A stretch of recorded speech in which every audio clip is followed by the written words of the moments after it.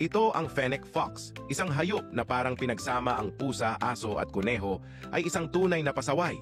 Parang mga bata na naglalaro ng taguan, palaging naghahanap ng bagong kalokohan at nag-iisip na ang lahat ng iyong mga gamit ay laruan nila. Ang mga maliliit na bola ng balahibo na ito ay may sobrang lakas at sigla na parang mga bateryang hindi nauubusan ng enerhiya. Ang kanilang malalaking tainga ay hindi lamang pandekorasyon, kundi isang mahalagang tool para sa pakikinig sa mga tunog sa paligid. Naririnig nila ang mga insekto na nagkukubli sa ilalim ng lupa mula sa malayo at tumutulong din ito sa kanila na manatiling malamig sa init ng disyerto. Ang mga fennec foxes ay mga hayop na nakatira sa Sahara, isang lugar na halos walang tubig. Ngunit huwag mag-alala, nakakakuha sila ng tubig mula sa mga halaman at maliliit na hayop na kanilang kinakain. Sa gabi, nagiging masigla ang mga fennec foxes. Parang mga party animals,